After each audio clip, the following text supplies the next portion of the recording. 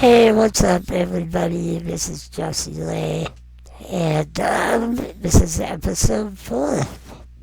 Thanks a lot for tuning in and checking it out.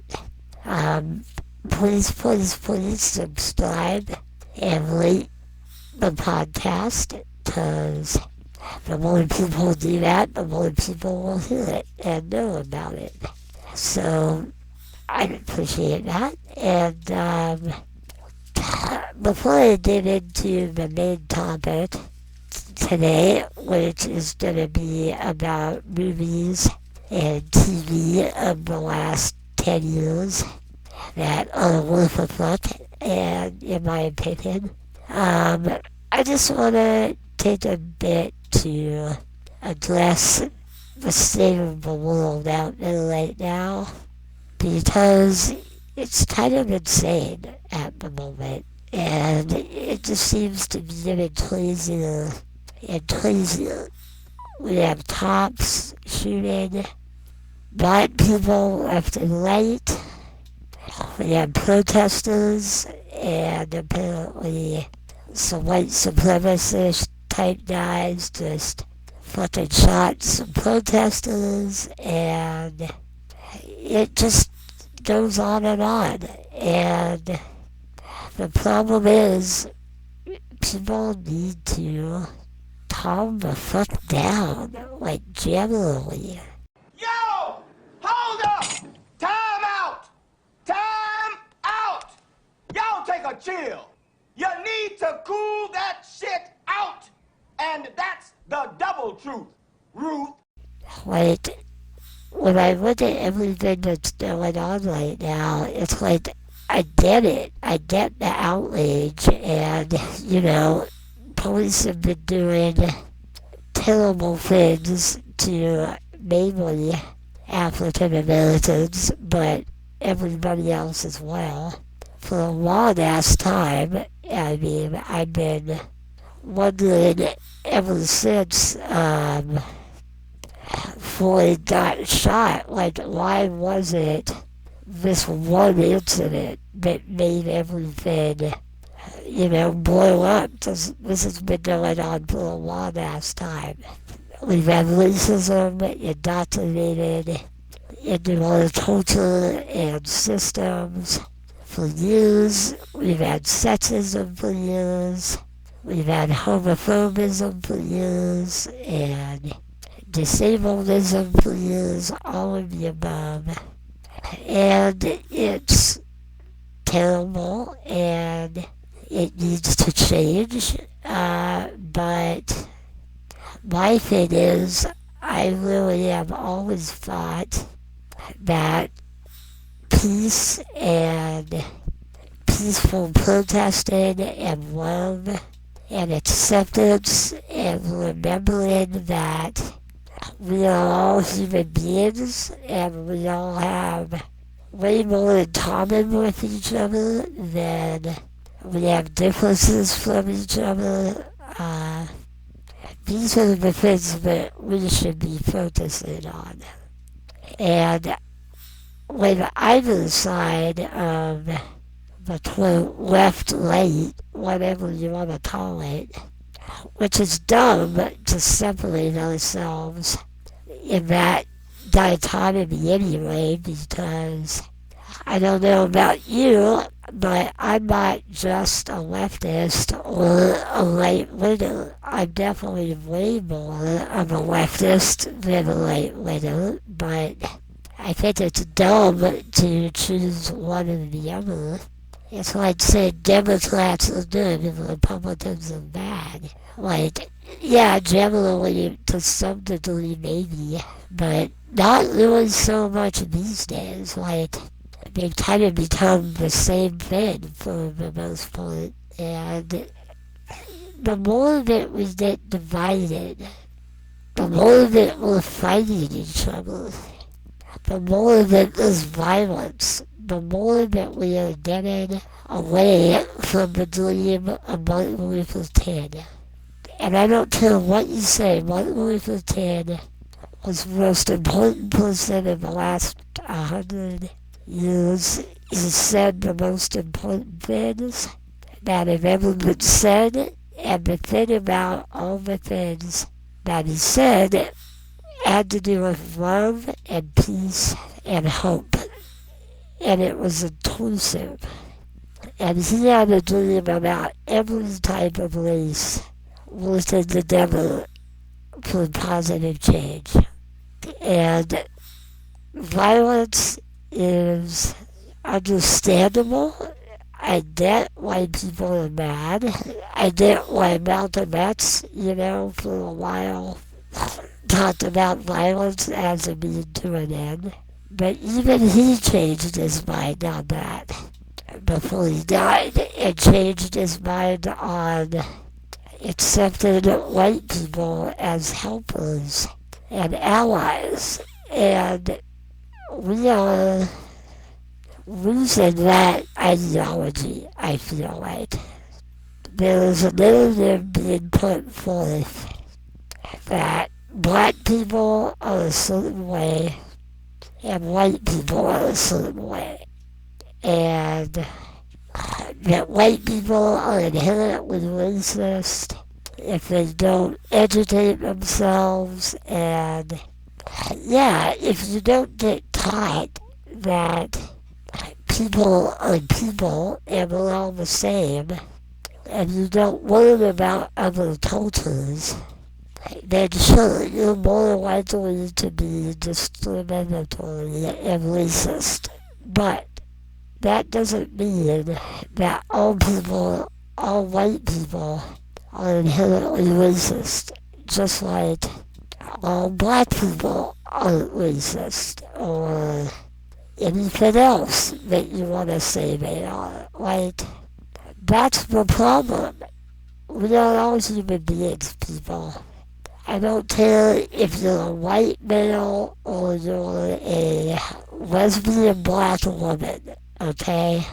Either you're a good, tolerant person with an open mind that gives everybody a chance based on who they are as a human being, or you don't. And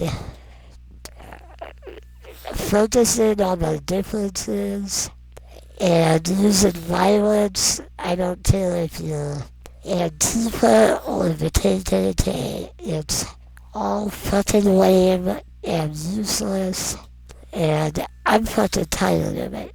And I'm just gonna do a shout out to everybody out there right now to say, like, you are a human being.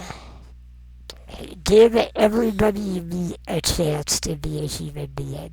Doesn't matter what race they are, what fucking age they are, sex they are, sexual orientation, disability, whatever.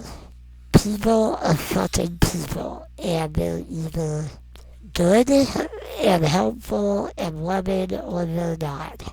I'm not saying that everybody is inherently good and bad, because I don't think it's that simple at all. But we are all a mix of everything. I like to think that most people are trying to do the best they can, given the situation that they were brought up in. And, fuck, we need to give each other a chance, and not always cut each other off and get mad at somebody every time that they don't parrot whatever group that you think you're a part of is supposed to be saying. Like, we're more complex than that, and we should be allowed to question everything all the time. That's the only way that we can ever grow as individuals or as a people. And if you can't even say something without being jumped on for it being either, un-PC or racist or whatever, like, I get it. I don't like, racist, violent talk. I don't like people that talk down to any group of people either. But we are kind of losing our minds with this shit. Like, if I was in a cloud and I was trying to point out a friend of mine across the room that happened to be black, and I was telling my friend about him, I would say, hey, you see that black guy over there? That's my buddy. Some people would actually get mad at that. And that is just fucking stupid. Like, I'm disabled. I'm usually the only disabled guy in the room when I go out in public. Does that mean I would be offended if somebody pointed me out that way? Hell no. I mean, like, calm down, people. That is what I think is kind of the most important thing is, I get it. There are reasons to be on edge. There are reasons to be angry. I mean, COVID is crazy. This whole Liz thing is crazy. But we need to work together. And we need to love one another. And we need to give each other a chance. And be patient with one another. Because otherwise we're screwing people. And fucking... I don't want a race war. I don't want a civil war. I mean, who was the guy that taught the most about a race war in the last 30 years? Fucking Charles Manson. Is that the guy that we want to be, like, emulated and building this, like, tension towards? Like, no. I mean, I'm a hippie, I'll admit it. I was raised to believe that everybody is a human being, that the color of your skin or your sex or whatever has no meaning whatsoever about who you actually are as a person. That's the way I've treated people my entire life. And I think that's the best way to look at things. And yeah, I don't know what else to say. It's people need to take a chill pill, smoke a joint, do whatever it takes to calm down. If you can find some LSD and you don't have any mental problems, try that. That definitely helps you feel the connection between all living things, including plants, animals, and the earth and humanity. You realize that everything is everything, and that everything affects everything else. That makes it a lot harder to judge people by all that fucking meaningless bullshit. But I think we're all starting to become guilty of it, and that's what we need to steer away from. So, yep, okay, I'm done with that. Sorry I had to go there, but I feel like I have to, and I know not everything I'm saying is maybe the correct, politically correct thing, but I don't care about that half as much as I care about trying to make the world a better place in the way that I think is the best way to do it. And if I'm worried about what everybody else thinks, about how I should say it, and what I should believe, I'm never gonna be myself. And I think that needs to be the case for all of us too. We are not a group. We are not the left. We are not the right. We are not Republicans. We are not Democrats. We're human beings. And that's it. Okay, I'm done. Okay, so now I'm gonna start talking about more fun subject matter.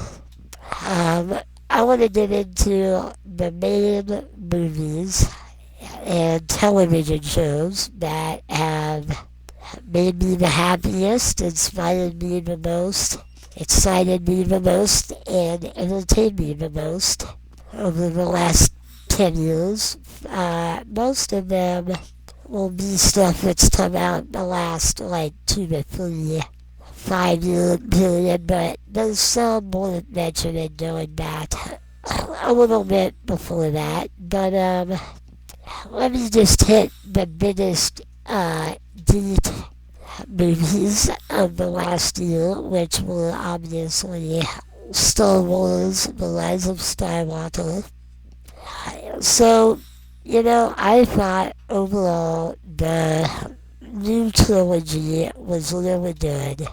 I thought that The Force Awakens was pretty damn perfect and a great way to get back to the old characters and introduce some really awesome new characters.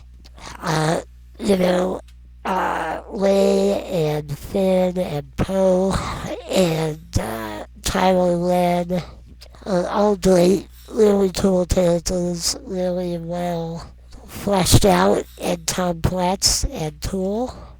And then The Last Jedi came out, and I liked parts of it a lot, but I really felt like Ryan Johnson was trying really hard to make it not like Star Wars. And it seemed like he was trying to kind of make it more politically correct. And I don't know, it just felt weird and kind of disjointed as far as like the way the plot of the whole storyline was going. And, they built up, what's his name? The big monster dude. I can't remember his name, but Kylo Ren's boss as like this scary Sith Lord, basically. But then you don't find anything about who he actually is. And then Kylo Ren just kills him off, and it's like, oh, okay. Well, where was that going? I guess nowhere.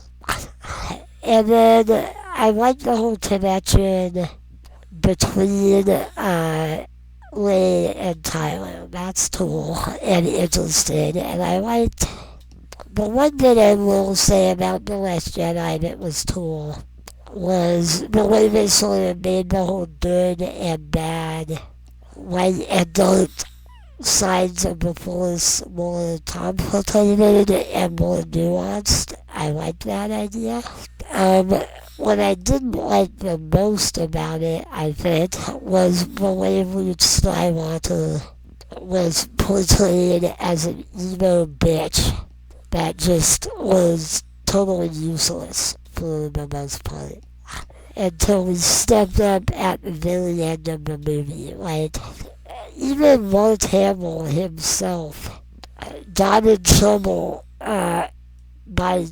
because Disney got mad at him for talking shit about how even he felt that Luke Skywalker just would not behave that way. And I kind of agree. Like, I don't understand him being upset and conflicted about, losing Ben Solo to the dark side, but I can't see him just like moving away to the entire end of some like fucking island in the middle of nowhere on a planet in the middle of nowhere, not paying any attention to what's going on with the rebellion at all, and not giving a shit at all about what's going on with his sister or Han Solo. Like, that's just dumb.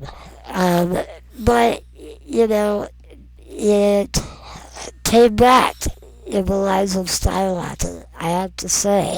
I think that J.J. Abrams knows what Star Wars should be and understands what makes it good, what makes it fun, and also what makes it profound and meaningful. And I think that while you can criticize the rise of Skywalker for being a little fan servicey in how it brought back old characters and whatnot. I still think it was done really well. And considering it was like the Jedi of the trilogy, it felt a lot like Jedi in that it wrapped things up really well. It was fun. It was funny. It didn't have the intensity that the end scene that Jedi had with Luke and his father, obviously, and the Emperor, because, like, how can you copy something that intense? But the battles and the humor and all the, like, action was great, totally top notch. I, for one, totally liked the idea of bringing Emperor Palpatine back.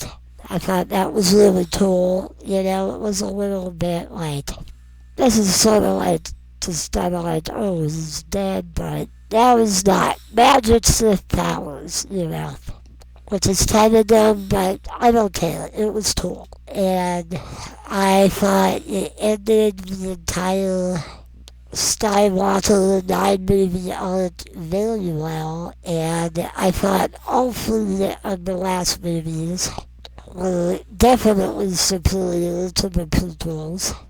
But, even the prequels, they have their place, and I would invite everybody out there who hates the prequels to check out something that the guy that has written the Clone Wars, name is Dave Filoni, and he's also been sort of been creative consultant of all the new Star Wars TV stuff, but he explains really well why the prequels matter, and it makes watching them a lot more interesting. And rather than trying to summarize what he says, I'm just going to play it for you. The prequels I thought were almost an impossible task. How do you tell the story that we've all grown up with imagining who Anakin Skywalker was? You saw so many things in Phantom Menace that you just imagined, like the Jedi Council, and none of it really was what I had expected. But I know now that that's just like how creative George is. Like, he just sees it differently and he's laying it down. And I love the lightsaber fight with Darth Maul, not because it's a lightsaber fight, but because George is so good at crafting why that fight's important every time. Like, the Obi-Wan Darth Vader fight isn't like the most wonderfully staged necessarily combat that you're ever going to see, but there's so much at stake. It's so meaningful when Obi-Wan dies that we all feel like Luke. In Phantom Menace, you're watching these two Jedi in their prime fight this evil villain. Maul couldn't be more obviously the villain. He's designed to look evil, and he is evil, and he just expresses that from his face all the way out through the type of lightsaber he fights with. What's at stake is really how Anakin's going to turn out, because Qui-Gon is different than the rest of the Jedi, and you get that in the movie, and Qui-Gon is fighting because he knows he's the father that Anakin needs. Because Qui-Gon hasn't given up on the fact that Jedi are supposed to actually care and love, and that that's not a bad thing. The rest of the Jedi are so detached and they've become so political that they've really lost their way. And Yoda starts to see that in the second film. But Qui-Gon is ahead of them all. And that's why he's not part of the council. So he's fighting for Anakin. And that's why it's the duel of the fates. It's the fate of this child. And depending on how this fight goes, Anakin his life's gonna be dramatically different. So Qui-Gon loses, of course. So the father figure, because he knew what it meant to take this kid away from his mother when he had an attachment, and he's left with Obi-Wan. Obi-Wan trains Anakin at first out of a promise he makes to Qui-Gon, not because he cares about him. When they get Anakin, they find him on Tatooine, he says, why do I feel like we've found another useless life form? He's comparing Anakin to Jar Jar. Excuse me. And he's saying, this is a waste of our time. Why are we doing this? Why do you see importance in these creatures like Jar Jar Binks and this 10-year-old boy? This is useless. So he's a brother to Anakin eventually, but he's not a father figure. That's a failing for Anakin. He doesn't have the family that he needs. He loses his mother in the next film. He fails on this promise that he made, "Mother, I will come back and save you." So he's left completely vulnerable. And Star Wars ultimately is about family. So that moment in that movie, which a lot of people I think diminish into just, oh, just a cool lightsaber fight, but it's everything that the entire 3 films of the prequels hangs on, is that one particular fight. And Maul serves his purpose, and at that point died before George may bring him back, but he died. And that's showing you again how the Emperor is completely self-serving. He doesn't care, it's just a tool that he's using people, and now he's going to use this child. That follows all the way through to the line which terrified me as a kid when the Emperor tells Luke, "You, like your father, are now mine." And the idea when I was a little kid watching that movie of some evil person possessing my father, making him do things or making him be evil was terrifying. That was like a thought that was horrible. Also, it's amazing when you watch Return of the Jedi that Luke has never done anything that I would call it like he's a bad character. He has like a tendency to be dark, and a lot of people wanted Anakin, oh, he should have been darker as a character. It's not true at all. I believed Luke would turn to the dark side in Return of the Jedi. I believe that was on the table. I believe that he would kill the Emperor, and because of the way George arranged the story, I knew that was the wrong thing to do. When he's saying, you want your weapon, strike me down, I'm defenseless. He wants him to give into his anger. He wants him to give into his hate. And the fear, the structure that George has laid out in all the movies is coming to fruition now. And the only thing that's going to save him is not his connection to the Force. It's not the powers he's learned. It's not all these things that are an advantage to him. That's gotten him to the table. But what saves Luke is his ability to look at all that and look at his father and say, no, I'm going to throw away this weapon. I'm not going to do that. I'm going to let that go and be selfless. And he says, I am a Jedi like my father before me. But what he's really saying, and why I connect so powerfully to it, is like he's saying, I love my father, and there's nothing you can do that's going to change that. And the Emperor can't understand that connection. Why wouldn't you take somehow from the power of the galaxy? Why won't you take this?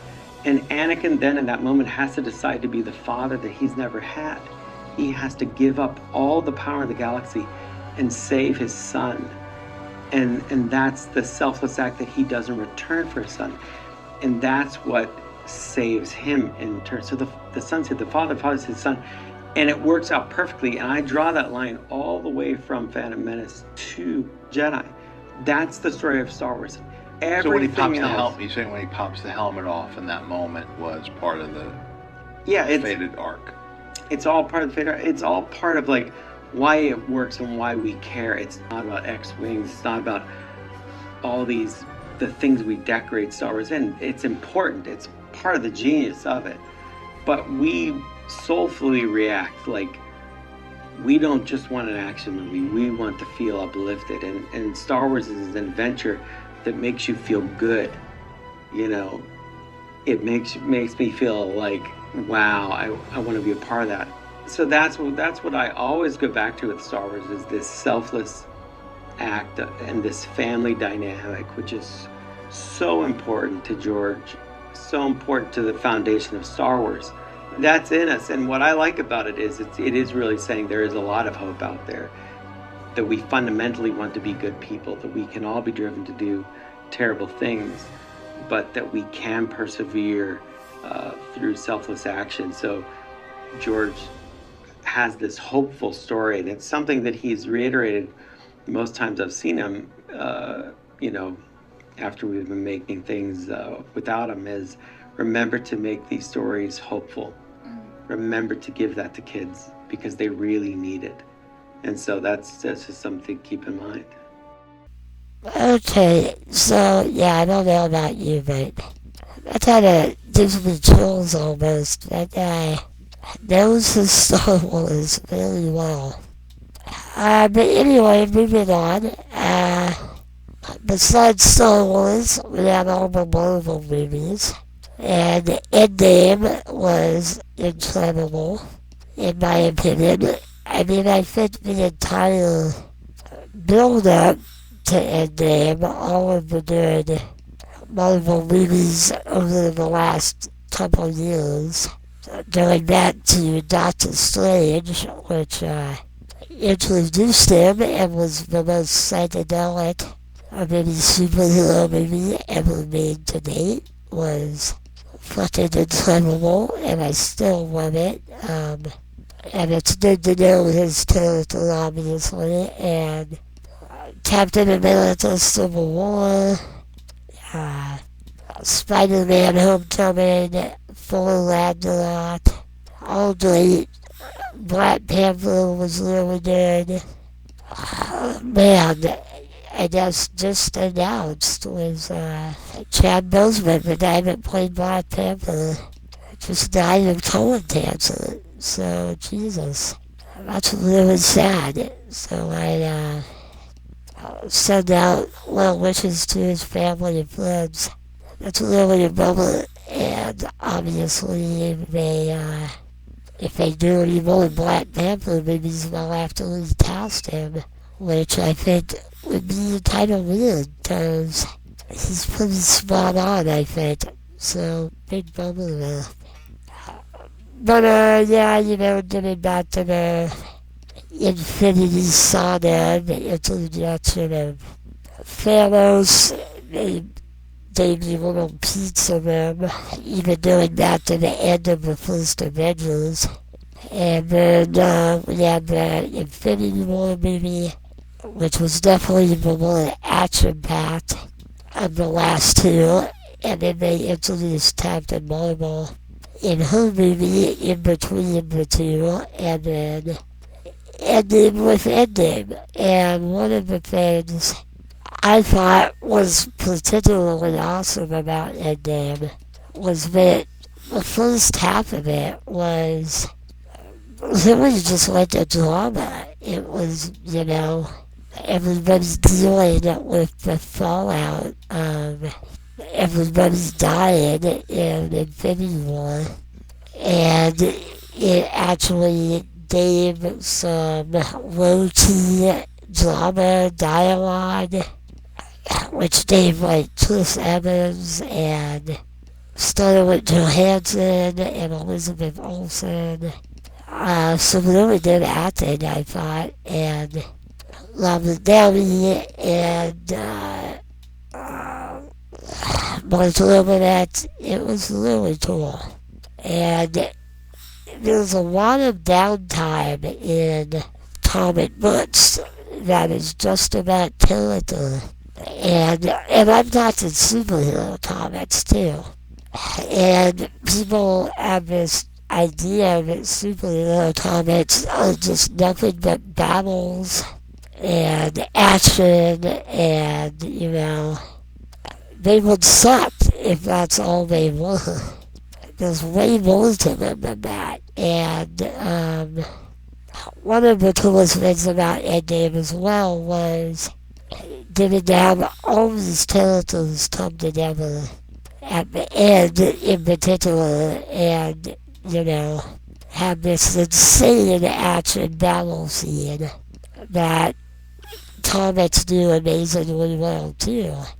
But it was really cool to see that finally on the big screen, something that superhero comic readers have been, digging for years whenever they do a big crossover storyline between all the characters. It feels more like a real complete universe, and that's something that you just get more in the comics. You always get guest characters from other comics popping up, and even though Marvel is now introduced, 30 main characters or so, they're still only scratching the surface.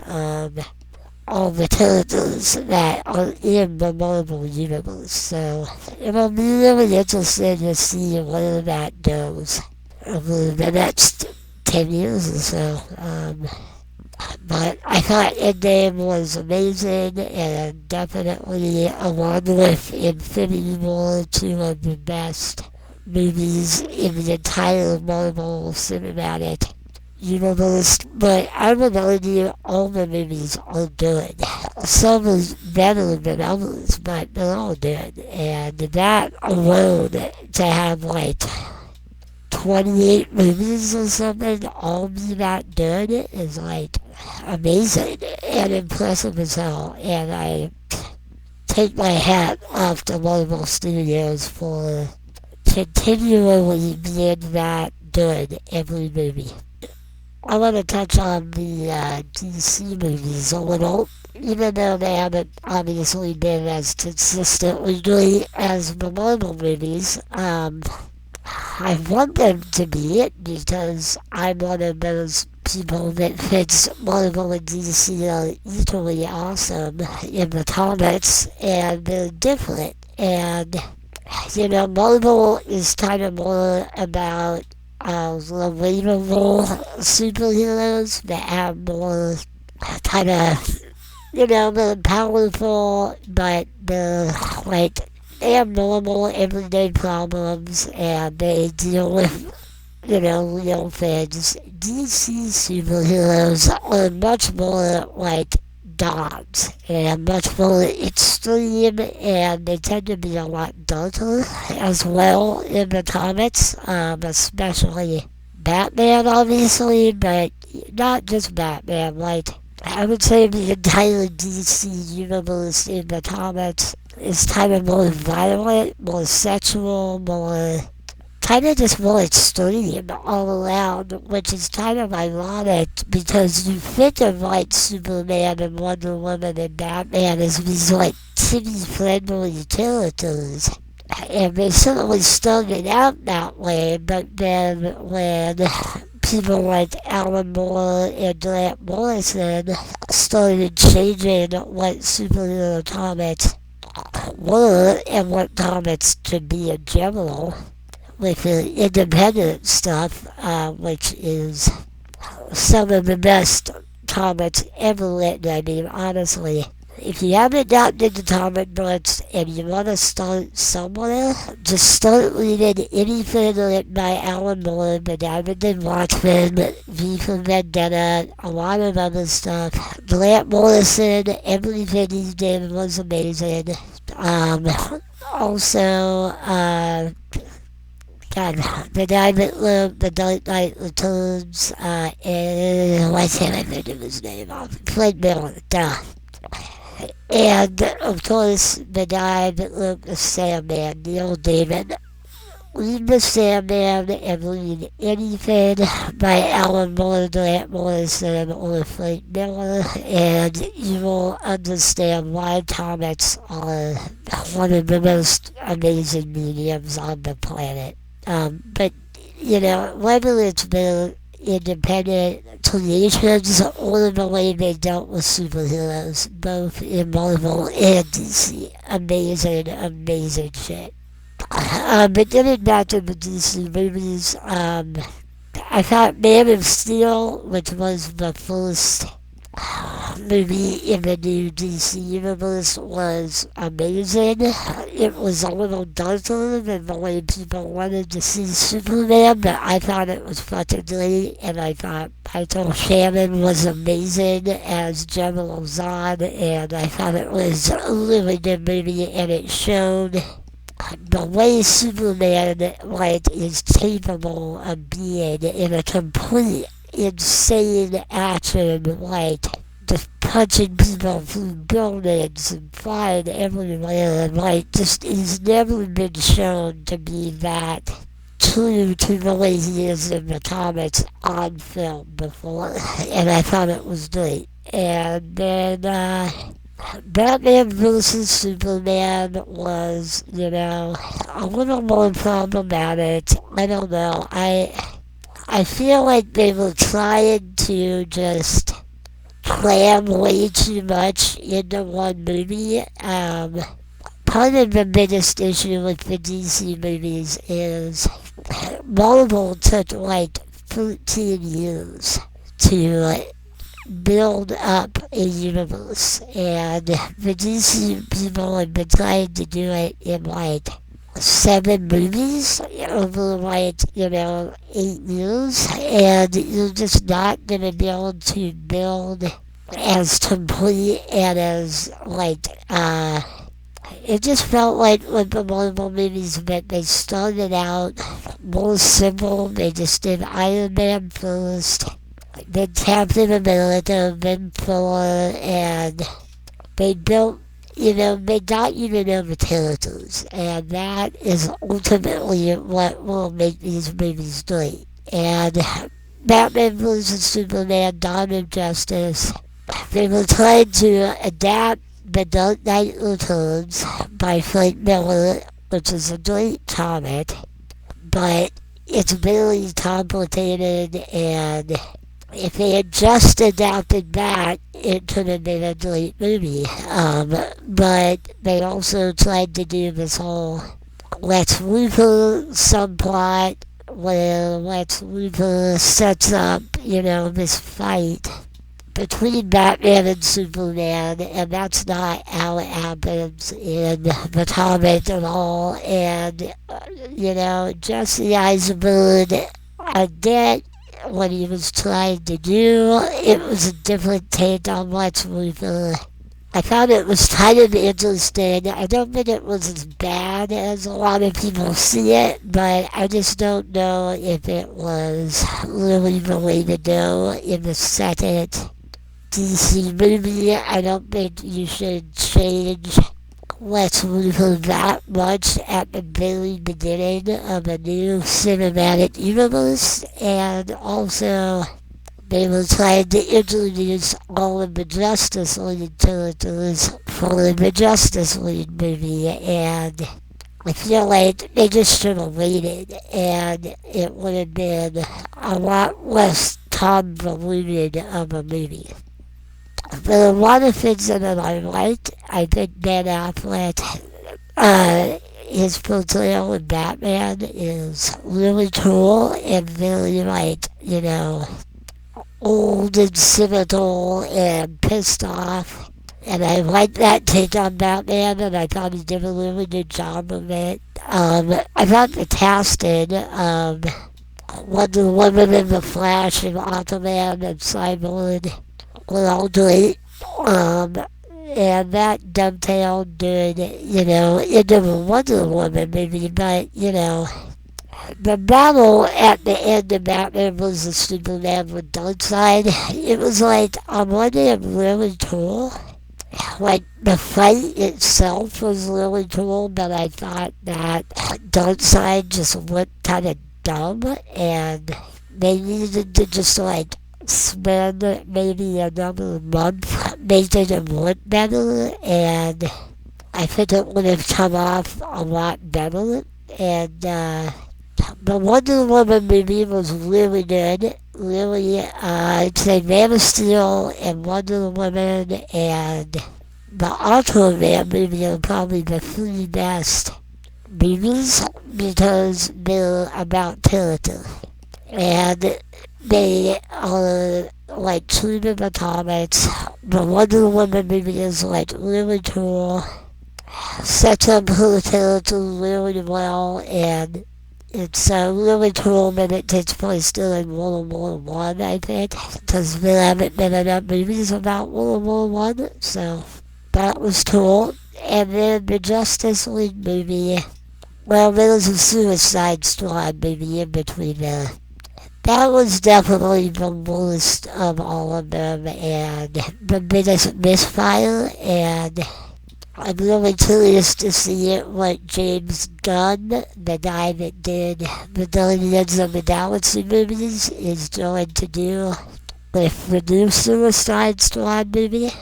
It kind of sounds like it might be a total reboot, and kind of just like a retry, and I think he could do it really well because he has a really interesting sense of humor and obviously understands comic books, so curious to see how that ends up. Whenever that ends up coming out, if movies start being made again. And then you had Justice League, which I thought was good. A lot of people hated it. I thought, considering it was the first big team-up movie, with Batman, Superman, Wonder Woman, The Flash, Cyborg, and Aquaman, I thought they did a good job of balancing time for all of the characters. The only thing is that the Steppenwolf character was just kind of like bland and boring. He was definitely like dangerous enough and powerful enough that he needed somebody like the Justice League to fight him, but I don't know. He's just like a general in the army of Darkseid, and Darkseid is the Thanos of the DC Universe, and I'm not sure why they didn't just go with him. He lives on this planet called Apocalypse, which has all these really interesting characters. The part of this universe that was originally created by Jack Kirby in the 70s, and there's like another planet that has all good people on it too, and there are these like crazy dogs in the DC universe, and I think it just would have been cool if they had Darkseid and maybe the anti-life equation, which is this idea that's been, it was written best about in a really awesome series written by Grant Morrison called Final Crisis. It's one of the awesomest superhero storylines because it's just batshit crazy, super psychedelic and weird, and the anti-life equation is this like idea basically that if it gets in your head, it turns you evil, and it's fucking nuts and really cool. And I think that could have been an interesting idea to put in the Justice League movie. But I am curious to see how the Justice League Zack Snyder cut comes out, and that's going to be on HBO Max sometime next year. So, looking forward to that, seeing how it's different from Zack Snyder Joss Whedon hybrid that we ended up giving because of Zack Snyder's daughter's untimely death, which was really sad. And then you had Aquaman, which, like I said, I thought that was great because it just focused on him, and 80% of the movie was underwater, which is fucking cool and really trippy and something that's not been explored that much in sci-fi action movies, except for like The Abyss, which is one of the greatest sci-fi movies of all time. But yeah, Aquaman I liked a lot, and I think that Shazam and the Harley Quinn Birds of Prey movie were also really good because they just again concentrated on one character, and they've been doing a good job. Shazam was done well. Shazam is great inherently just because, he's a little kid that gets to turn into a superhero, and that's really cool. And what kid has wanted to do that? Which is why Shazam / Captain Marvel, depending on what era you're talking about, is a really cool idea. And Harley Quinn is great. And I think that they've been doing a really good job with her in the movies and in the cartoon that they just put out. That is hilarious and very adult and very just dark and funny and amusing. I would check that out if you haven't. Also, the DC movies are their animated movies. They have a lot of good animated movies, and there's been some really good Batman ones in particular over the last 3 or 4 years. They made one just a year or two ago called Batman Ninja, which is like an anime take on Batman, and it's really cool because you get to see like not just Batman but the Joker and Two-Face and a lot of his enemies in like anime style, and it's done really well and really cool. And they also did a adaptation of the comic The Dark Knight Returns that I mentioned earlier. That was really well done. They actually wanted to not edit the story at all, so they made it in 2 parts, and it's almost like 4 hours long altogether. Really good. And then Batman the Killing Joke, which was an amazing Alan Moore comic that they adapted, and I think they did a pretty good job of it. They added some storyline that a lot of people didn't like with Batgirl and Batman hooking up, but I actually thought it was kind of cool and kind of hot and kind of different and weird, and I liked it.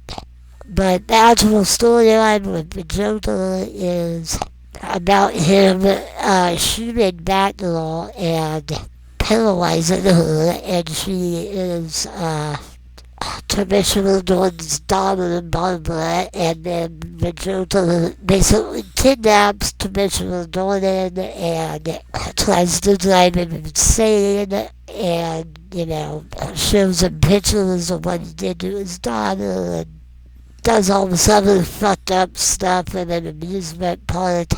And it's a really cool Batman Joker storyline. But I would recommend reading the comic first. Probably both of those adaptations. But yeah, that's, the superhero story. If you haven't seen a regular Batman movie, it's really light and silly, but it's also really true to Batman and his universe, and they do a really good job with like satirizing Batman, and it's just funny and really well done. The Lego Batman movie was a big surprise of how good it was, I thought. Now I'm just gonna go and do a bunch of movies and TV shows. To start with movies and with TV. I'm just gonna list off what I thought were the best of the last 10 years or so, mainly the last few years.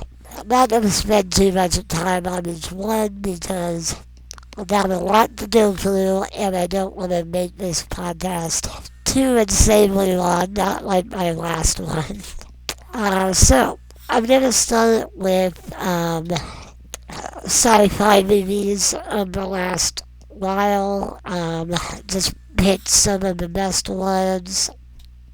A lot of people missed the adaptation of the comic Judge Dredd. It came out about 8 or 9 years ago, and it was in 3D, and if you can, definitely see it in 3D. It's really well done. He's played by Carl Urban, the guy that plays McCoy in Star Trek, the new Star Trek movies.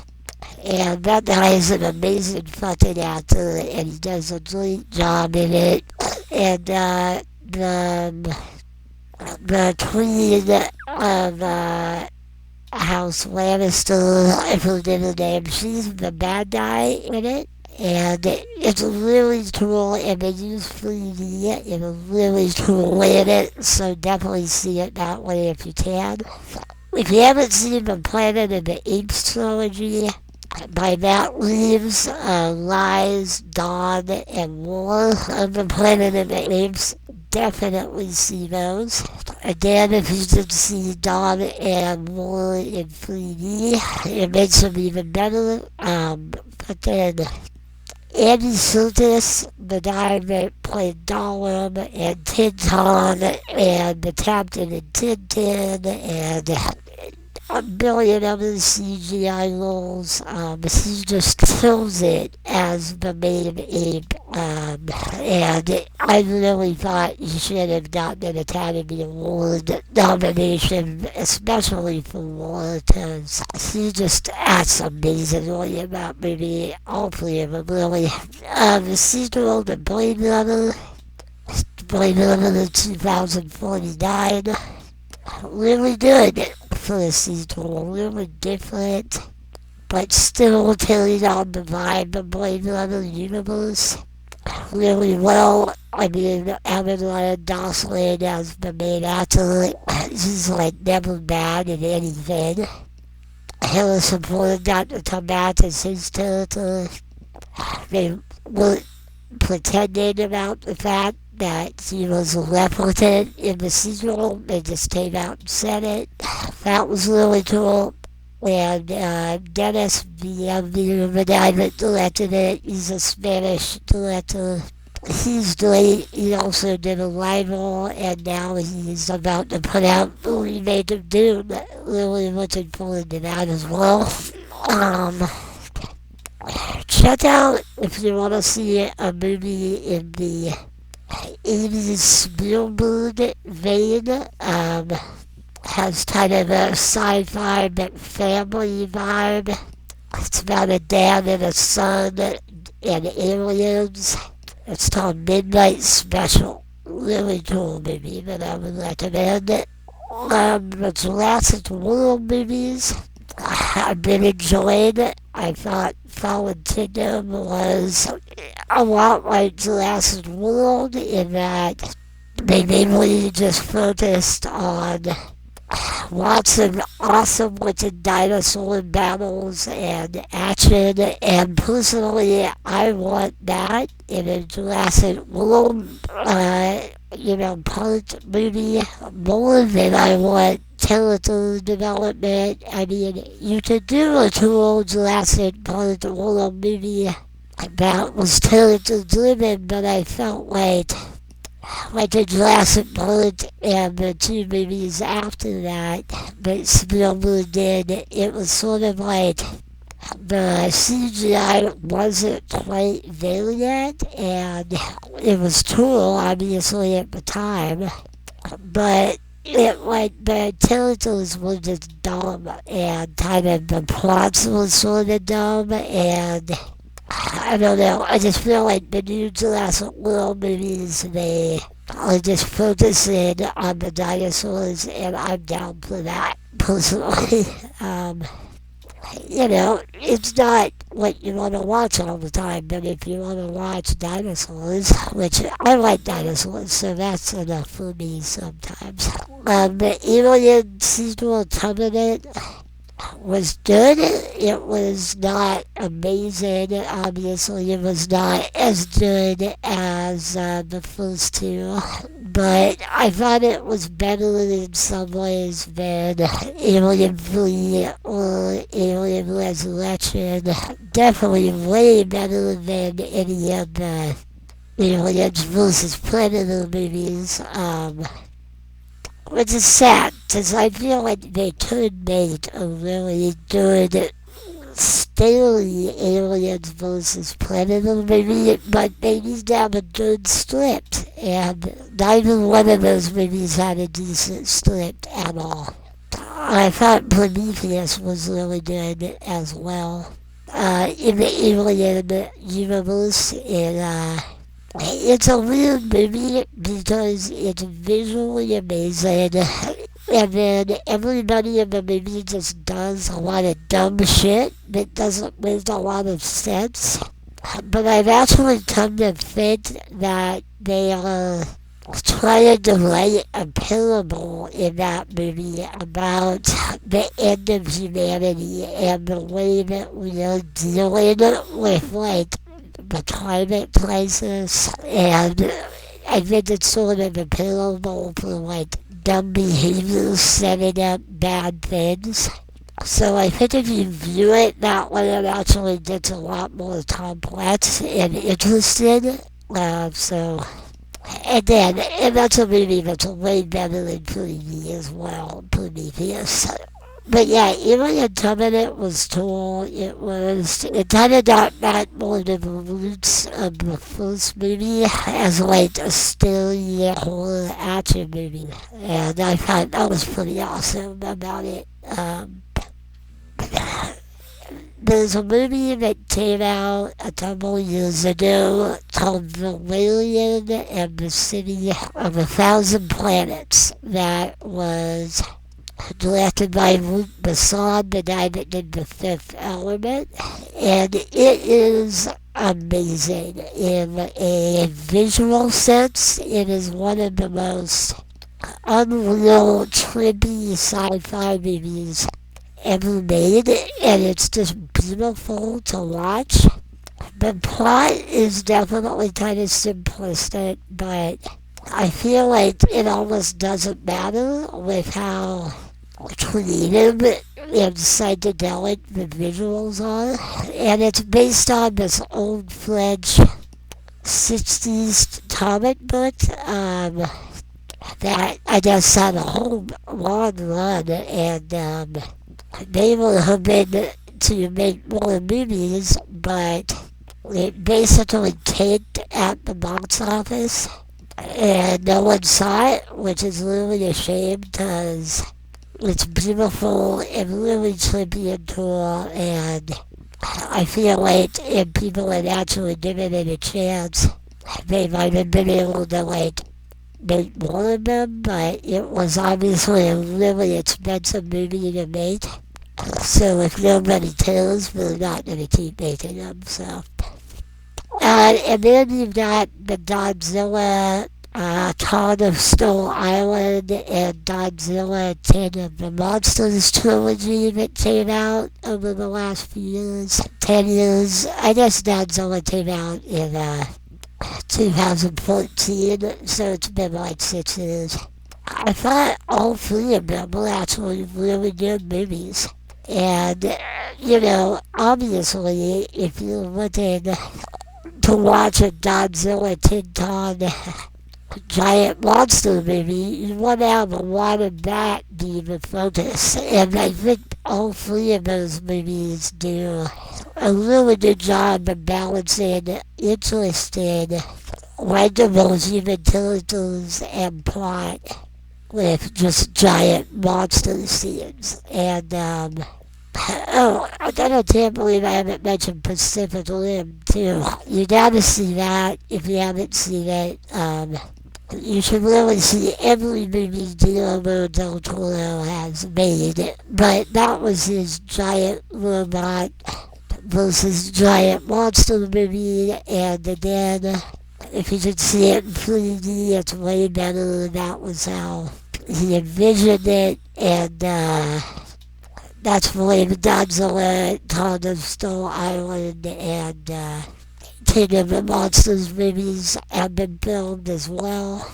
And King of the Monsters is great because it adds Ghidorah, Mothra, and who doesn't want to see all those old monsters actually look amazing and not just look like guys in rubber suits on a fucking tiny set of little buildings stomping on them, right? So yeah, I really like those a lot as well. And then all of the Transformers movies have been pretty bad, unfortunately, except for Bumblebee. That just came out a couple years ago, and it was good because it actually had a human character that was legible and interesting and had a very good script and had a short scene at the beginning that was actually on the planet of Cybertron that was a really cool, awesome action scene. And it's weird because the Transformers movies could be really good, and I don't think the problem is having the Transformers be the main characters. Like, I don't think they even need human characters for it to be good. They just need to have the scripts be way better and be more about character of the Transformers. Because the Transformers themselves are actually really interesting, and they've been developed probably the best in a series of comic books. Marvel overlaid them back in the 80s, and they did a lot of 80s comics that were really good. And in the last 15 years or so, a company named IDW has had the rights to them. And they do comics of like all of the toy lines. Like they do G.I. Joe, and they do Ghostbusters, and they do a lot of like pop culture toy cartoon comics, but they're usually really well done. And then, if you like the Transformers in general, I highly recommend you check out a little mini-series that just came out on Netflix called the Cybertron Trilogy, and it's about a war on Cybertron between the Autobots and the Decepticons, and there's only 6 episodes out so far, and I think that's the first part of the trilogy, and then there's gonna be 2 more parts, and it looks like it's gonna be really good. There's a movie called Upgrade, which is about a guy who basically gets cyber implants to become like a total badass, and it's really good. It has a really good kind of mystery element to the script. It's just well acted and well written and well directed.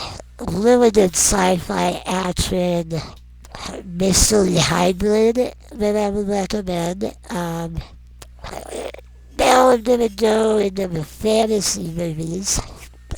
They did a adaptation of A Wrinkle in Time that was mainly produced by Oprah Winfrey, and a lot of people didn't like it, and I could see why. It definitely isn't as dark and weird and psychedelic as the book. The book is a classic of children's literature, and if you haven't read it, I would recommend you read it, even if you're an adult. It's an amazing fantasy sci-fi hybrid, and it goes into some very weird and dark places for a kid's book.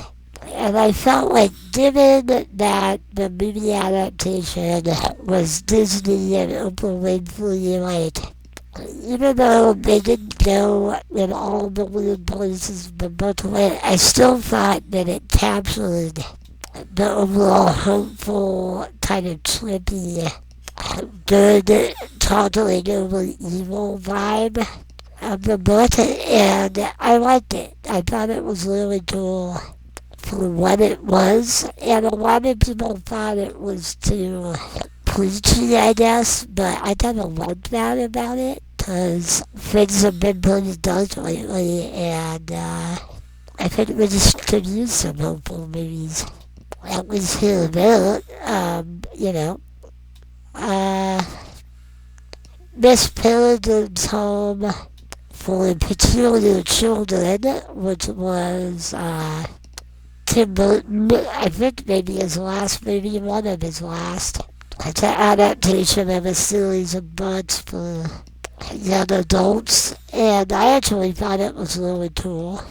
as a movie, and really Tim Burton and had the vibe of his earlier movies, I thought. And it's really cool and trippy and just fun. And Tim Burton, like I said. There's a movie called Mortal Engines, which is kind of sci-fi, kind of fantasy.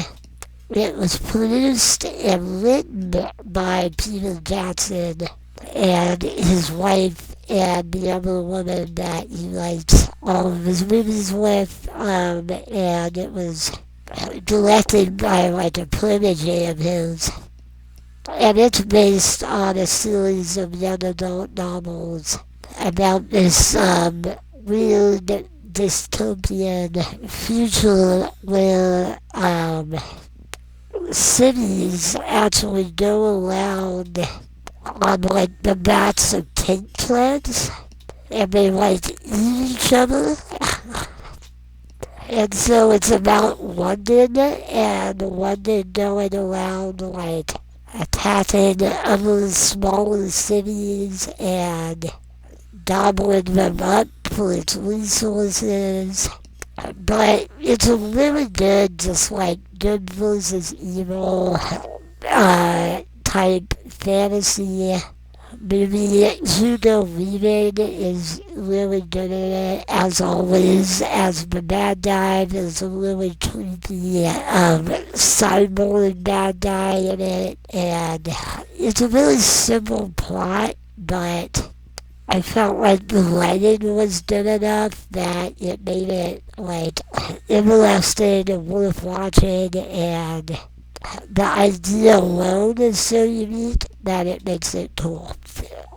The Fantastic Beasts movies have been really good. I thought the first one was a little better than the second, but I think that they're really interesting detour and history of the past of the Harry Potter universe.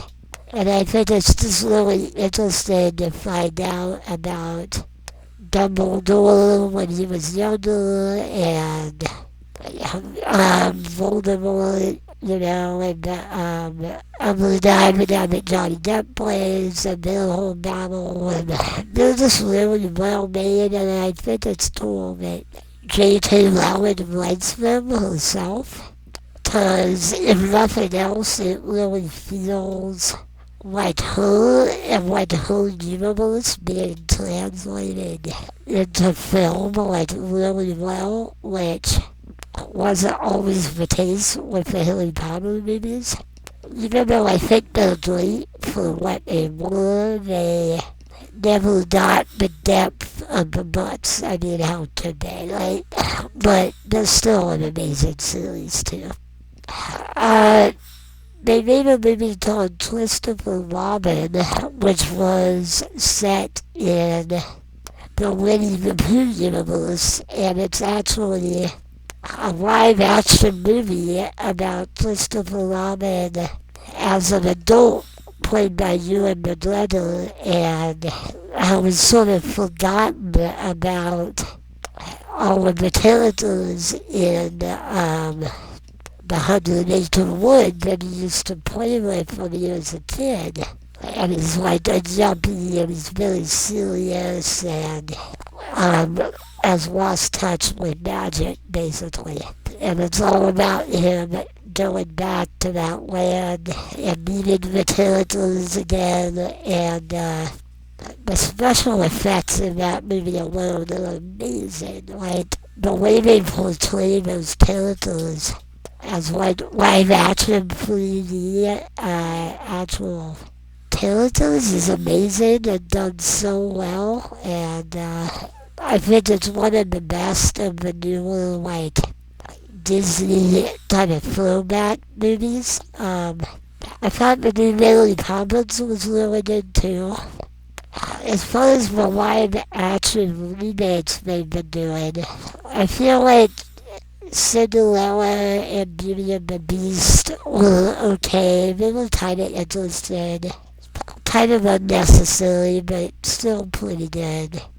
But the Jungle Book and the Lion did are pretty amazing, and I think that's mainly because of John Favreau's direction on both of them, and the way that the technology is just not to the point where CG looks like reality. I mean, I still love the originals, the cartoons of both of those as well, especially the Lion King. But the remakes are cool, and they're different, and it's cool just to hear different kind of takes on the characters with the new actors, even though it's the same story pretty much. Still saying it the worst said. Now I'm gonna get into horror movies. I'm just kind of now I'm gonna get into horror movies. Just gonna deep down genre by genre here. If you missed it, there was a really good. Well, first off, I should note that there was a new Chucky movie that came out last year that was just awful and pretty ruthless, but a lot of people missed one that came out 7 years ago called Curse of Chucky. And it was written by the guy that wrote all the early movies, and it felt really akin to the first couple, just like really scary.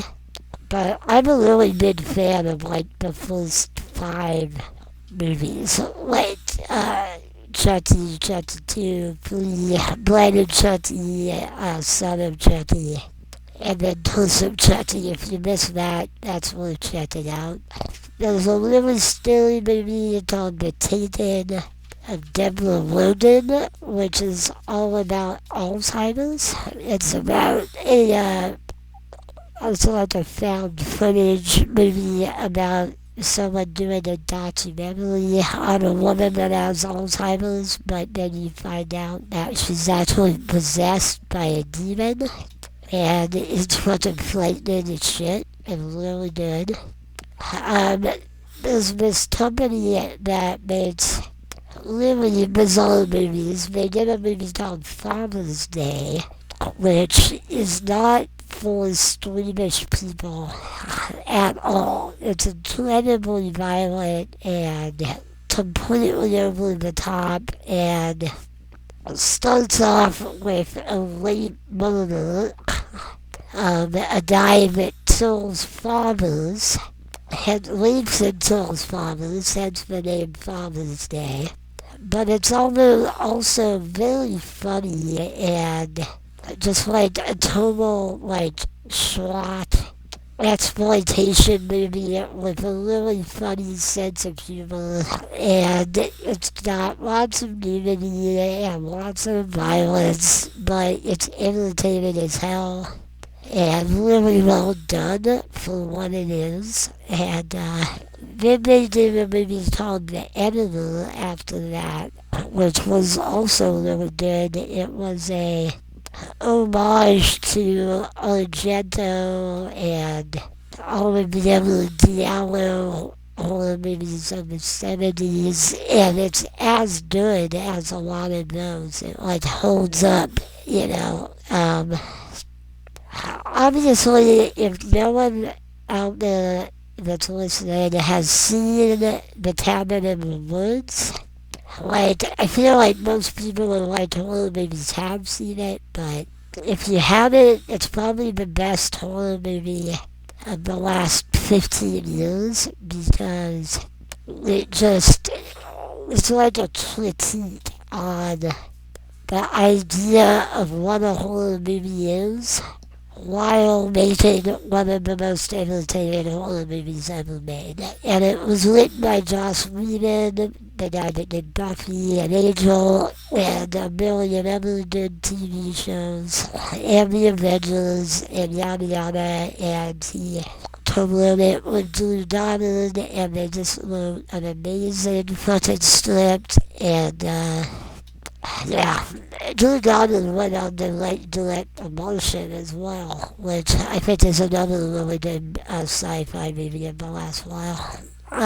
But yeah, Cabin in the Woods is great, but Another movie that a lot of people missed came out 4 or 5 years ago. It's called A Cure for Wellness, and it's very mysterious, very much like a Twilight Zone episode, blown up into a movie, but it's really good and dark and weird and filmed interestingly and really like cultish and like, sacrifice and all that kind of weird cult stuff, but really cool and well done. There's a movie called Spring that came out a couple years ago, a few years back, that is almost a romantic drama, but it's about a guy on vacation in Italy, and he ends up falling in love with this girl that turns out to be a Lovecraftian mermaid monster that eats people. But it's like kind of horrific, but more focused on the drama and the relationship. And it's a really unique, awesome movie. There's a movie called Starry Eyes that was one of the best horror movies of the last 4 or 5 years, about a girl trying to make it in Hollywood. It's very graphic and violent and intense, but it's sort of a mix of a commentary on selling his soul to Hollywood / the devil, and a possession movie like The Exorcist, and it's just like done so well, and it's really creepy, really scary, really good. One of the best, I thought. There was the last movie in the Phantasm series called Ravager, and that was really good. It was a great ending to the 4 or 5 movie series. If you like the first Phantasm 4 movies, I highly recommend you see the last one. Don Castorelli didn't direct it, but he did write it. And it's very focused on Reggie.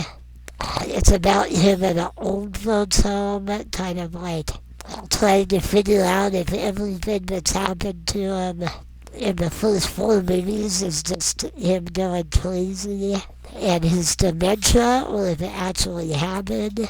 And I thought that was a really cool twist on the storyline.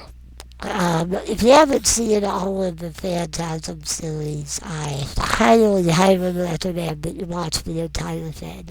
It's amazing and unlike any other horror series out there, and as one of the best on-deck heroes in a horror movie, Reggie Bannister, the ice cream man who always gets into trouble by thinking with his dick instead of his brain, and it's hilarious and great and weird and very surreal and dreamlike and just unique.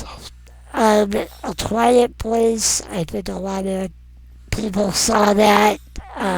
The guy from The Office's directorial debut, the guy that played Jim, he directed it. It's all about these monsters that react to sound, so everybody has to be super quiet, and it was just a really good idea, really well done. And there's a sequel coming out soon that I'm really excited to see. The movie Brightburn is a really cool take on the Superman mythology, but in a horror movie context. It's basically like, what if Superman decided as a kid to be a psychopath instead of helping humanity? And it's scary and really cool, and he basically is Superman without saying it, because he has all the same powers, and he's from another planet, so it was a really clever way of doing that, I thought. Really good movie. They made a new Hellboy last year, which honestly was interesting. It had more of a horror vibe than the Guillermo del Toro movies. But the Guillermo del Toro movies are way better overall, and I thought Ron Perlman did a better job than the guy from Stranger Things. The guy that plays the sheriff on Stranger Things plays him. And it was interesting, and it was cool in some ways, and I think if you like the Hellboy mythology and the universe, it's worth seeing, but also you just kind of can't help but thinking how much cooler it would have been if Del Toro had been able to finish the trilogy that he had in mind. Because Hellboy, and I would say especially Hellboy 2, The Golden Army are amazing, amazing movies. And he just captured that world so well, and it was unlike anything we'd ever seen in a movie before. And so yeah, as far as movies the last year or so, there was a black and white artsy movie that came out with Willem Dafoe and Robert Pattinson called The Lighthouse that was really good, very low-key but stark and dark and weird, and ends on a very Lovecraft note. I like that a lot. It's just mainly about them being in a lighthouse together and kind of going insane. And they do an amazing job. That was really great. Midsummer, which was a movie about a girl going to this weird festival in this town that's sort of like just a family cult, basically, that like has these weird customs that go back hundreds of years, and it gets really weird and dark really quick, and it's really creepy, and kind of feels like you're on a bad trip the entire time. And really good, awesome movie. I like that a lot. Plus, the whole movie takes place in daylight, which is really interesting to have a horror movie take place under a bright blue sky but still be really creepy, which was a really cool thing to be able to pull off, I thought. There's a really good killer alligator movie from last year called Crawl. It was produced by Sam Raimi, and it's all about a hurricane in Florida where a girl and her dad get caught in a house with alligators. It's a very simple plot, but very well executed. Really good acting, really good special effects, really good like killer monster movie. I highly recommend that. There was a movie called Climax, which is what I think the last movie by Gaspar Noé, who's a really interesting experimental director, and it is kind of like a dance horror movie, which is really an odd idea. It's about this dance collective, and the first half hour, 45 minutes of the movie is mainly just them doing dance routines and partying and talking about like dancing and sets and doing drugs, and then you find out that somebody spiked their booze with acid and doesn't tell anybody that that's what's going on. This is a good point for me to make a point about psychedelics and how they can be amazing and incredibly helpful, or if they're in the wrong context or the wrong setting, and you have the wrong intention behind why you're taking them, or you don't know you're taking them when you take them, they can be the most horrific, terrible, like just mind-fucking thing ever. And they are amazing guns, but they have to be treated with a lot of respect. And that would be one of the biggest things I would tell people if they're considering using them, is you have to know how to use them. So yeah, anyway, this is about the dark side of psychedelics, and it captures what it feels like to have a bad trip better than any other movie I've ever seen, and it is not fun, and it goes dark and violent very badly at the end, and it's gnarly, but it's also one of the most unique ideas for a movie I've ever seen. And really well made, with a bunch of unknown dancers as the actors, which is cool. That movie Mandy, starring Nicolas Cage, came out last year.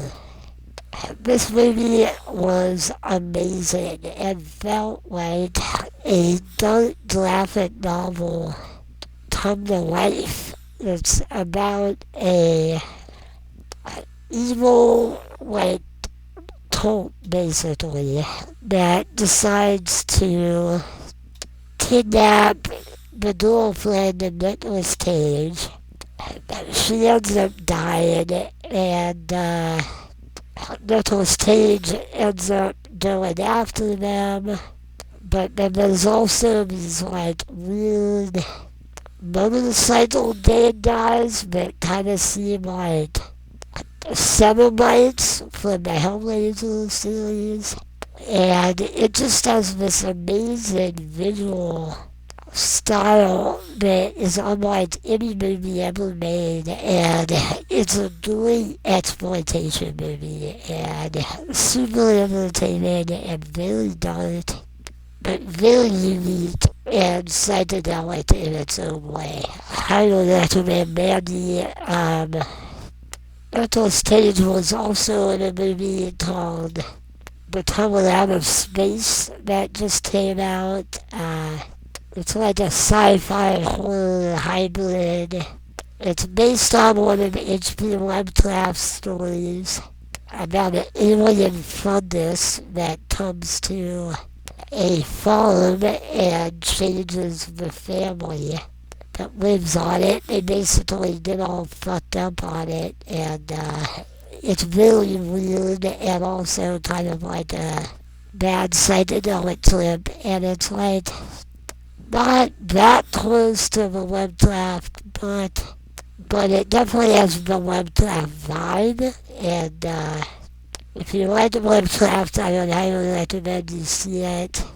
Probably the best adaptation of a Lovecraft story to date was a movie from like 17 years ago by Stuart Gordon, the guy that did Reanimator, called Daedon. And Daedon is actually a 6-page story that Lovecraft wrote, but it's really more an adaptation of the story The Shadow over Innsmouth, which is about a town of fish people, and they worship fish gods that live in the ocean, and the movie Daedon takes it to a very fucked up sexual violent place, but it feels more like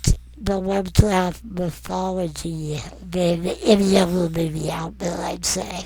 The Reanimator movies are great in their own way, but they're a lot more kind of like Evil Dead, kind of slapstick gore horror than Lovecraft.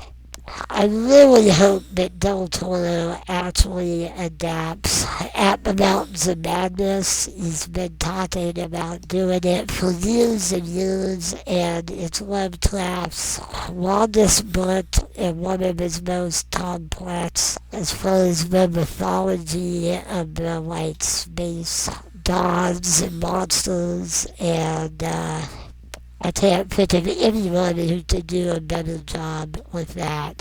So I hope that happens.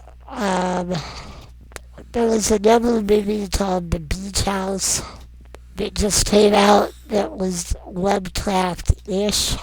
It's about a couple that goes to a beach house, and they end up spending the night with this older couple, and there's these weird kind of monstrosity type weird shellfish things that end up on the beach. And they're not like monsters exactly, but they end up kind of starting off this weird thing that happens with this fungus in the air, and it gets very weird very quickly, and it definitely has a Lovecraft-ish vibe and was done well. There was just the new Rob Zombie sequel to House of a Thousand Corpses and The Devil's Rejects called Free from Hell, and it was good. I would recommend it if you're a big fan of the characters from those movies, because it's kind of just fun to see them again, and a lot of the other characters from The Devil's Rejects come back. And it's an interesting end to it, and I would say that my favorite Rob Zombie movie of the last 10 years by far is The Lords of Salem. It's his movie about witches, and that movie it's also his most artsy movie, and it feels like an art house horror movie, and it too gets very psychedelic and weird at the end, but it's also just really scary. I'd say it's definitely one of the scariest movies he's done since his earlier stuff. So I'd recommend that if you haven't seen it. And then a new indie horror movie that was a lot of fun was called We Summon the Darkness, which is kind of a heavy metal horror movie about these girls that go to a metal show, and dark things go down after that. But it has a big twist, which is really good. And I didn't personally see it coming, but I think a lot of other people did. But I thought it was original and good. And it's a good satire on, like, the way born-again Christians react to heavy metal and that whole kind of dichotomy, and it was fun. Good little movie. There's been a lot more, those were more in the indie horror movies. I just want to mention some of the bigger budget horror movies worth checking out. The Shape of Water obviously won Best Picture for a reason. If you haven't seen it, since you're afraid of it being a monster movie, I would say you should watch it anyway, because it is way more about, like, humanity and how the monster is actually the most human of the two, between his character and Michael Shannon, who plays this FBI agent who just basically tortures the monster and has no soul and is totally evil, and it's just really a cool movie about the monster being the good guy and even gets to be sexualized a bit, which I think is cool, because I think sexualizing monsters is, I'm not going to say disabled people are monsters, because we're not, but there's something about having a different type of body and that being sexualized, which connects to that, which I think is cool. Which goes all the way back to David Cronenberg's first movie, Shivers, which is about a parasite that gets into this apartment complex, and it makes everybody who gets it hypersexual, but half of the people that get it are like ugly and fat and old, and like that was a movie that was about sexualizing like sickness, and you can argue been disabled. So David Cronenberg, that guy's amazing, obviously. So the It movies, I thought were both really good. I thought Chapter 1 was a little bit better, but I liked Chapter 2 a lot. And I thought the adult actors did a really good job. I thought that both movies did a great job portraying Pennywise. Bill Skarsgård just did an amazing job as him, and it had a really good just vibe of the book. And the second movie got more into the trippy kind of cosmic vibe that was in the book, and I liked that about Chapter 2 a lot. The only issue I had with either of the movies was having Richie be secretly gay and acting like that was some huge big deal. Like, A, he's not gay in the book, so that doesn't make a lot of sense. Secondly, why is it a big deal? Like, I thought we were over the idea of being gay as a big deal. So that just didn't make sense to me, and I thought it was kind of a mishandled idea, but whatever. Very small clip. You know, there was this movie that was actually Eli Roth's last movie that was a adaptation of a children's horror book. There was this guy, John Bellows, who wrote a bunch of kids' books that were also kind of horror books, and I read a lot of them as a kid. I actually read more of another series he wrote called The Curse of the Blue Figurine. But there was the other series that was bigger, was called The House with a Clock in its Walls. And Eli Roth adapted that, and it stars Jack Black, and it was written by the guy that wrote the Supernatural TV show.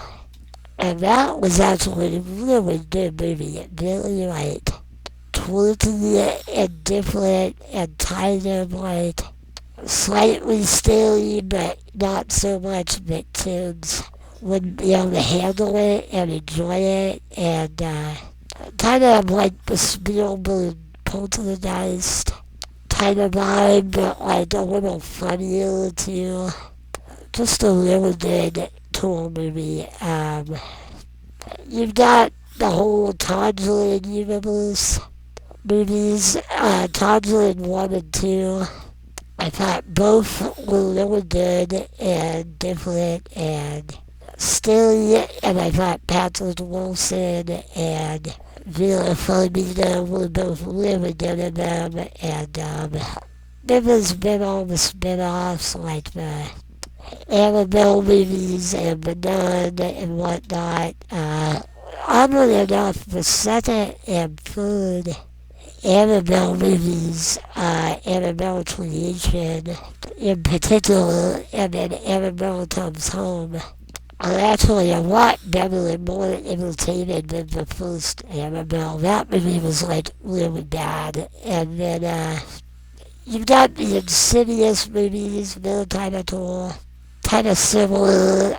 And the first one I thought especially was really good, and then they kind of like go downhill from 2 to 4. But you know, if you really like the universe, film worth seeing. And then they did that Ouija movie, which felt like those movies a lot. And the first one was just like terrible, like just a horrible movie all around. But then the sequel, Ouija Origins, is actually like a decent, good, well-made horror movie. So there you go. Sometimes sequels are actually really good. There was the movie Us. That was Jordan Peele's second movie after Get Out. I thought Get Out was a little bit better overall. I just felt like he was a little more on point with what he was trying to say about racism and whatnot, and I just thought it added better construction to it, and it made more sense, and had a really cool Twilight Zone kind of ended, and the acting in it was phenomenal.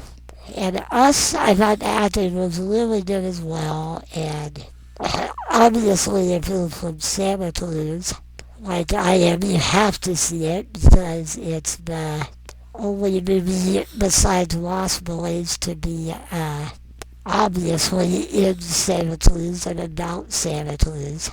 But they actually call it Santa Cruz in Us, which is cool. But I just thought that the ending was a little anticlimactic and a little confusing.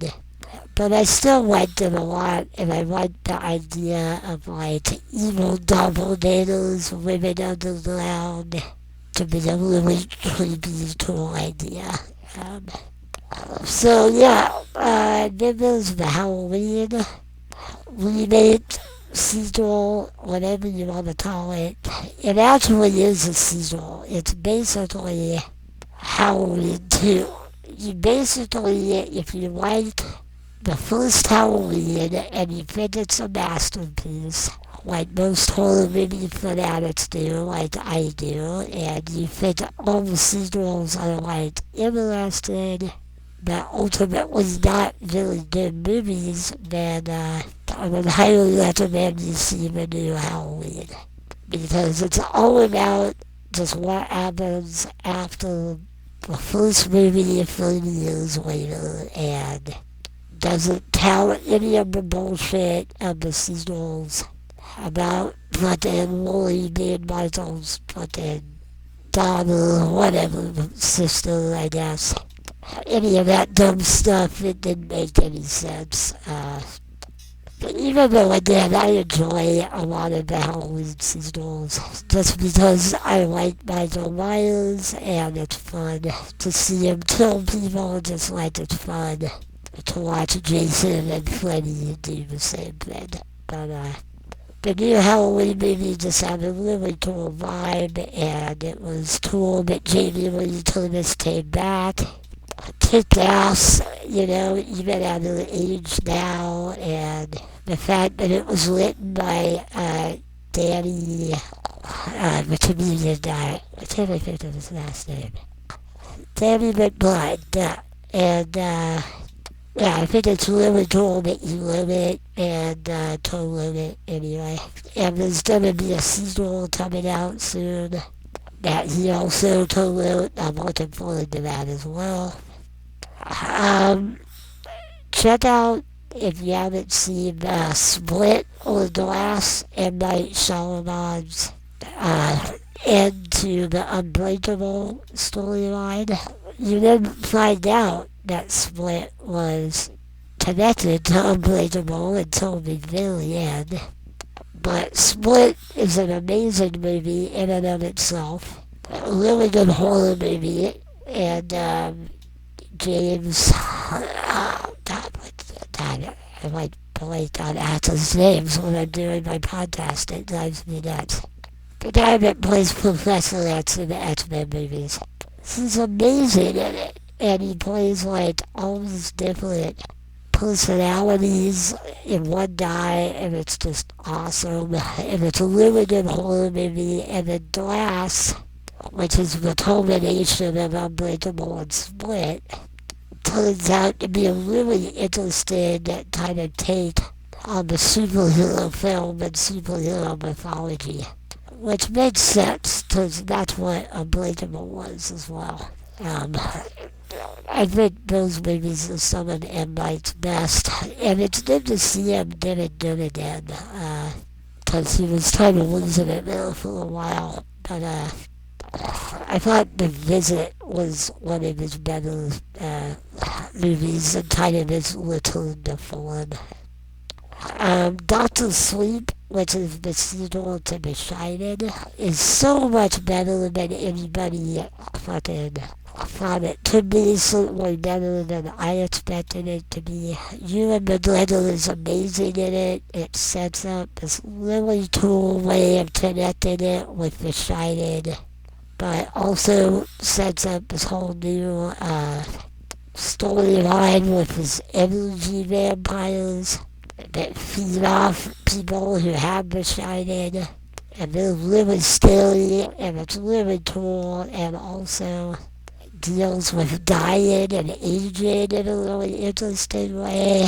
And I'm sure the book is great. I still have to read it, but if the movie's that good, I'm sure the book's amazing. And for you Dark Tower fanatics, keep an eye out for a bunch of little Dark Tower references.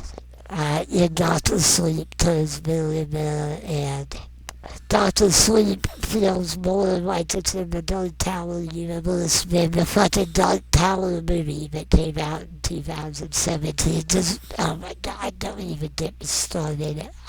I have to do a whole podcast on the Dark Tower because it's by far my favorite Stephen King series, and it's my favorite fantasy horror sci-fi series of all time.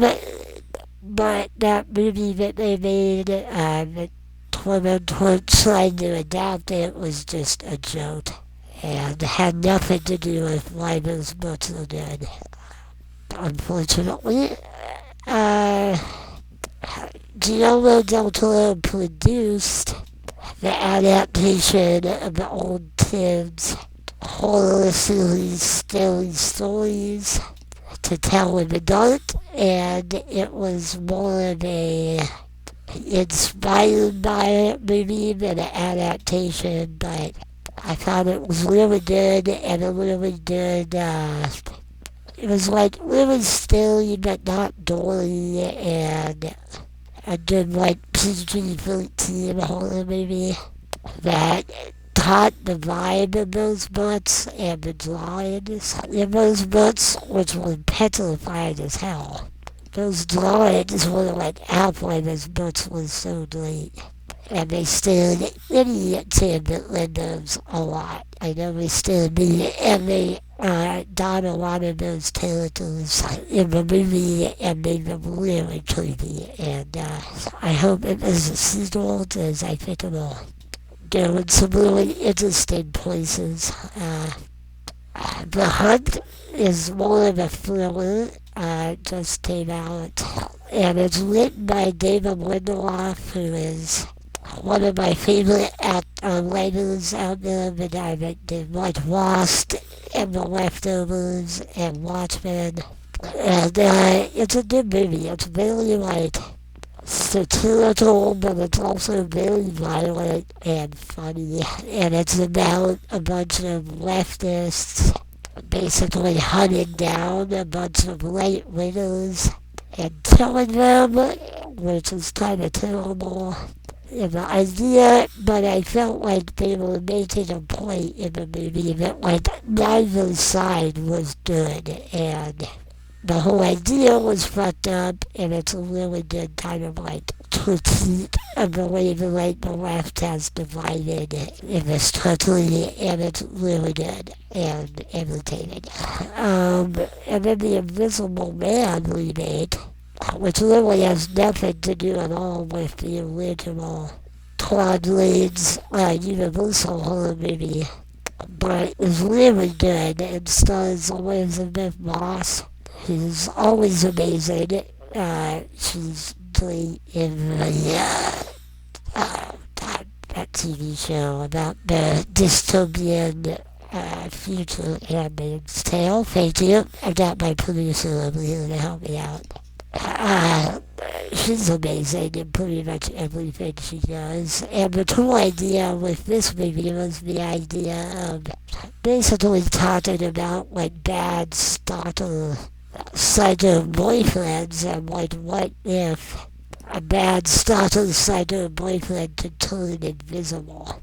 And wouldn't that be fucking freaky? And they play with that idea really well, and it's a really good horror movie and really scary, and a really cool movie about asshole boyfriends as well.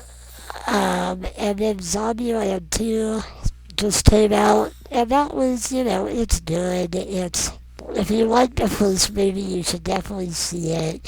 It's cool to see how the characters have kind of grown up and how they bring those characters back, and it's fun. But it doesn't have the originality that the first one had.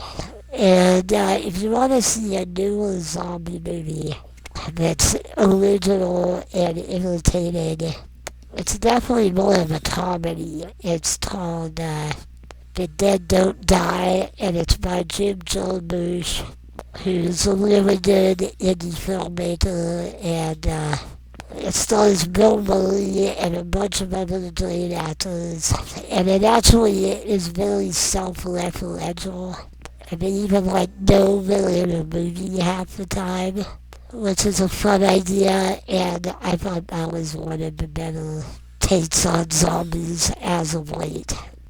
Okay, I'm actually going to wrap this up because this podcast ended up going a lot longer already than I expected it to.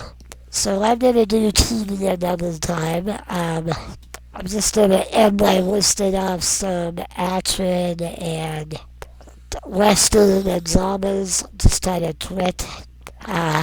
Rapid fire, I would check out the last couple Mission Impossible movies, Bridge of Spies by Spielberg, The Kingsman movies, pretty much all the Fast and Furious movies.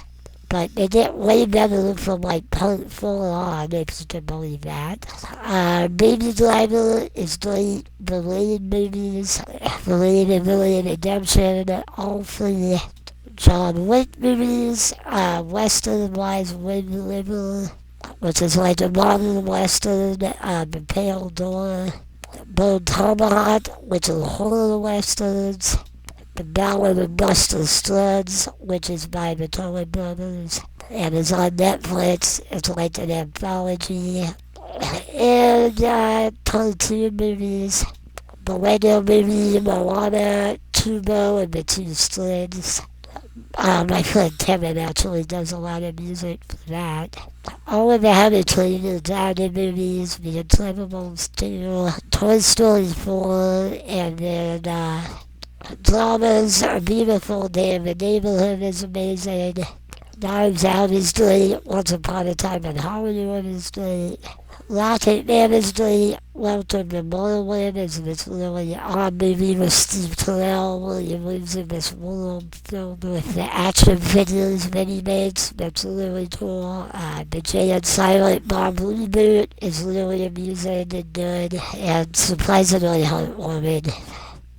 Alright, y'all. That's it for now. I'll probably end up doing a whole podcast on TV and how it's in its renaissance and all the amazing shit that's come out over the last 20 years. So I'll save that for then.